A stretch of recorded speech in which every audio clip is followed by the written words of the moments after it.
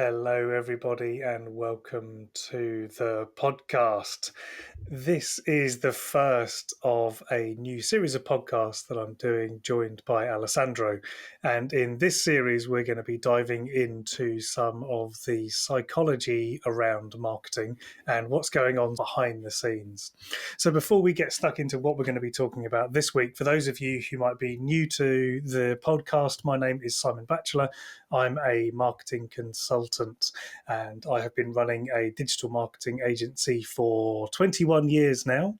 And I also wrote a book a couple of years ago called Reframing Marketing, all about how to do ethical and effective marketing. So, Alessandro, do you want to introduce yourself for us? Thank you, Simon. Yes, so my name is Alessandro and I'm based in Brighton as well. The majority of the times help like professionals, like accountant, consultants, coaches, and solicitors, and also tech companies to build the confidence to know who is their ideal client, what language they speak, and why they should choose you as a professional or tech companies. So this most of the time give like you not just the confidence, but increase your revenue, reduce the marketing cost, and become the go-to expert. That's great. So today, Alessandro, we're going to start off with a really interesting and quite specific topic, which is how do I align my product with customers' wants? So I think to start us off, do you want to explain to the listeners what is the difference between needs and wants? Sure. Let's take a very easy example that everyone is familiar with. If I feel really, really hungry, I have two options. One, go to a supermarket to buy maybe a sandwich, or go to a restaurant. By the end of the day, I satisfy my appetite, but I need to eat something which is more a need. For example, if I go to a supermarket to buy a sandwich, I satisfy my need to eat something. But if I decide to go to a restaurant, it's something that is more an emotional experience. So I eat something. Now I feel good enough to keep going with my day. But I decided to be influenced by maybe something which is external. So I needed something internal. I'm hungry. I need to find a solution, buy maybe a sandwich in a supermarket. But if I'm hungry and I want to have a very good experience, I might choose to want to go to a restaurant. So I want to go something which is just beyond feel hungry or feel satiate. So the difference between the two is need is internal, want is something influenced by the external, maybe like the environment of a restaurant. Yeah, I think that's a really good example. And I think in the context of marketing, it is often the case that the business or the expert, the coach or consultant, is really familiar with what those internal needs of the client are. So they often have lots of experience, either that they have been through themselves, so maybe they have like lived experience of the situation, or maybe they've just been working with that kind of client for a long time. So that person often has a really deep knowledge of the internal needs that their client has. The contrast to that is that quite often, especially in coaching and consulting, the client doesn't yet understand or isn't able to clearly articulate the needs that they have. They're very much focused on the wants. So when we think about that kind of situation, how do you see the difference between the needs and the wants from that client's perspective? Yeah, let me share you like a very recent experience.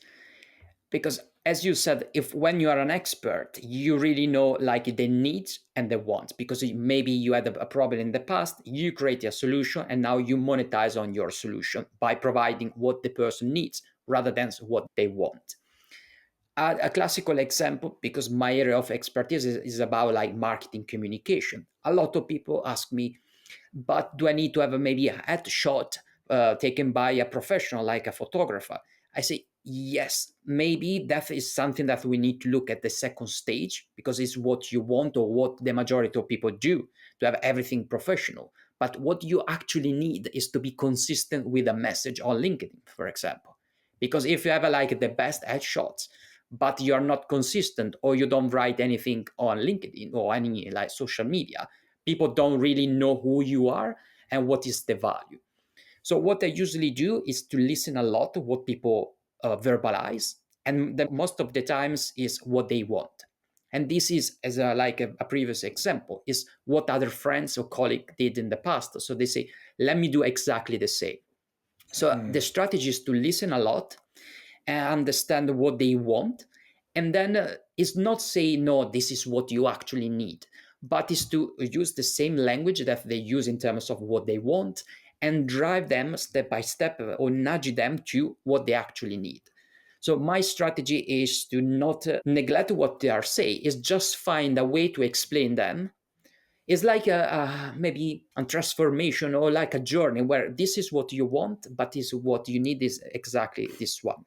Because if you want to get result, you need something that works for you, but maybe different from another person. So what you want is influenced by other people, but they need to explain you what is the need in a very gentle, polite way, because we don't want to say you are wrong to the other person, but we want to help them to get results. Yes. And I think that is one of the key factors for creating a product that people actually want to buy. Yes. Because quite often, as the person creating the product, the expert, we are focused on delivering what that person needs. Because as we've said before, we know what that person needs. Whereas the person who is looking to buy that product, either to solve their problem or to get what they are looking for, isn't necessarily looking for what they need, they're looking for what they want. So when we think about how to align your product with what the client wants, the key, weirdly, is not to focus so much on what they need. The key is to focus on what they want. Yes. So it's all about saying to that person, I am able to give you what you want. And it might be that actually at that early stage in the discussion, it's not yet the right time to talk about what they need at all. Sometimes it's best to actually keep the need back. Yes. And then once you start working with them, and once they've started the process, once their mind is in the process of doing the work and going through your process, that's when you can say, what we really need here is this. And then you can start to get into that work. And the client isn't going to feel suddenly hoodwinked or Yes. manipulated in any way. They're just going to be thinking, well, actually, this is great because what I've got is what I needed. And I didn't even know I needed that, but I'm so happy that you've been able to give me what I need. Maybe to transition, now that you were describing your experience, to transition from a want to a need. So the want is the first stage and the need Mm. is the second, is to highlight maybe the pain points that this person is experiencing, helping them to move from a stage that they are unaware that they have a problem to be aware that they have the problem. So most of the time, if we highlight step by step, these are the pain points and these are maybe the gains, what you want to achieve in the future, is a very good vehicle to move from a want, which is the first stage of our conversation, to a need, is what you actually need. So when we create this emotional appeal, is where help the other person to realize that what they wanted is not what they need. It's not just telling them, but also making them experience the actual problem and the actual solution that, as an expert, we can suggest them. And I think one of the challenges for people, especially people who might be listening to this and just suddenly realizing that they might have the focus the wrong way, is okay, well, I'm focused on the needs. How do I find out about the customer wants? And this is something that I think is quite interesting because it does involve listening in a different way to what the Mm, client is telling you. And quite often, the clients that you have or the clients you've already worked with are telling you loud and clear what they want. And it's just a case of listening sometimes. So one thing I sometimes suggest to people who are not familiar or not yet aware of all of the wants that their clients have is to go back into their email inbox and find some clients that you work with and find the first email that they sent you and look at what was the question they were asking you. What was the thing where they said, Alessandro, I'd like some help with dot dot dot. And what are they expressing there? Because that is often them telling you loud and clear, this is what I want. So do you have any other tips on yes. how people can find out what these clients' wants are? Thank you for sharing the email, because I never thought about that. So I need to implement in my strategy as well. My biggest suggestion is to use social media. A lot of times we say Mm, you need to conduct maybe a survey. A survey gives you a little bit of like the answer what they actually want, but it's something that is forced. So it's not very, very natural. Instead, if we look at an observation, maybe on social media, let's take like a LinkedIn. A lot of people like regurgitate everything that they want on a social media in terms of maybe a post or also comments. What I usually do and suggest to my clients is to first of all identify who is your ideal client.